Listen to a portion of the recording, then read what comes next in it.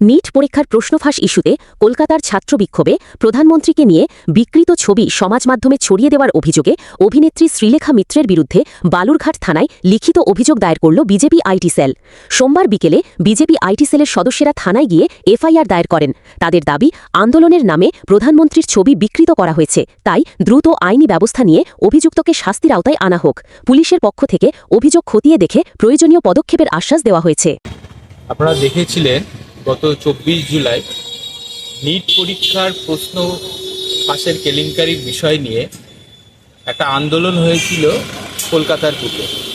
তো সেই আন্দোলনের নাম করে একজন শিল্পী শ্রীলেখা মিত্র, তিনি আমাদের ভারতবর্ষের যশস্বী প্রধানমন্ত্রী সম্মানীয় শ্রী নরেন্দ্র মোদীজির একটি বিকৃত ছবি নিয়ে বিভিন্ন মাধ্যমে সেটা প্রচার করে, তো যেটা আমাদের কাছে সম্পূর্ণরূপে কুরুচিকর লেগেছে।